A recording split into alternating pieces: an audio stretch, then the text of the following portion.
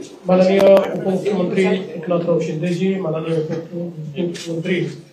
अजितदादा पवार, आपले आपत्ती व्यवस्थापन मंत्री गिरीश महाजन, मंत्रिमंडळातील आमचे सर्व सहकारी, सन्माननीय मुख्य सचिव, या विभागाच्या सचिव श्रीमती सोनिया सेठी आणि उपस्थित सर्व या कक्षात काम करणारे सर्व भगिनी आणि बंधूंनो, आज अतिशय आनंदाची गोष्ट आहे की अतिशय सुसज्जित आणि आधुनिक अशा प्रकारचा हा डिझास्टर मॅनेजमेंटचा एक कक्ष आपल्या मंत्रालयामध्ये आपण नव्याने रिफर्बिश केला आणि सुरू केलेला आहे। खरं म्हणजे मी याकरता आपल्या ज्या सचिव आहेत श्रीमती सोनिया सेठी आणि आपले मंत्री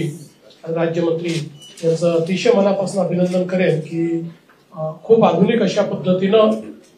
याची सगळी रचना करण्यात आलेली आहे आणि याचे जे सगळे ज्यांचा आपण सत्कार केला, सिस्टीम इंटिग्रेटर असतील किंवा ज्या लोकांनी याच्यामध्ये पार्टिसिपेट केलेला आहे किंवा कॉन्ट्रीब्यूट केलाय त्या सर्व लोकांचं मी मनापासून अभिनंदन करतो। खरं म्हणजे आज आपल्याला कल्पना आहे की आपत्ती सौम्यीकरण आणि आपत्ती व्यवस्थापन अशा दोन गोष्टींवर सर्वाधिक जोर आहे, कारण वातावरणाच्या बदलामुळे आपत्तीच्या पद्धती देखील खूप मोठ्या प्रमाणात बदलत आहेत आणि म्हणून पहिल्यांदा तर मिटिगेशनवर आपला जोर आहे आणि मिटिगेशन सोबत ज्यावेळेस घटना घडते त्यावेळेस त्या घटनेचं योग्य प्रकारे व्यवस्थापन झालं पाहिजे अशा प्रकारचा आपला प्रयत्न असतो।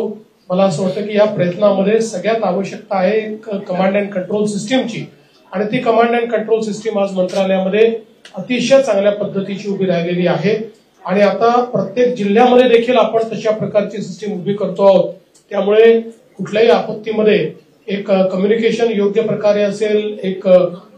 ज्याला मॅनेजमेंटची कमांड आहे ती योग्य प्रकारे असेल, निर्णय लवकर घेता येतील, जलद प्रतिसाद जो आहे तो प्रतिसाद देखील आपल्याला देता येईल आणि म्हणून मला असं वाटतं की खूप चांगलं काम या ठिकाणी झालेलं आहे। आजच आपण आपली शिखर संस्था नागपूरला तयार करण्याचा देखील निर्णय घेतलेला आहे, ज्याबद्दल देखील मी विभागाचं अतिशय मनापासून अभिनंदन करतो आणि राज्यावर आपत्ती येऊच नये अशी आपली इच्छा आहे, पण तरी आपत्ती येते त्यामुळे आलेल्या आपत्तीमध्ये अतिशय प्रभावीपणे आपल्या हे जे केंद्र आहे हे काम करेल अशा प्रकारच्या शुभेच्छा व्यक्त करून पुन्हा एकदा या केंद्राकरता काम करणाऱ्या सर्व आपल्या जेवढे लोक आहेत सगळ्यांचं मनापासून अभिनंदन करतो आणि माझं बोलणं संपवतो। धन्यवाद। जय हिंद, जय महाराष्ट्र।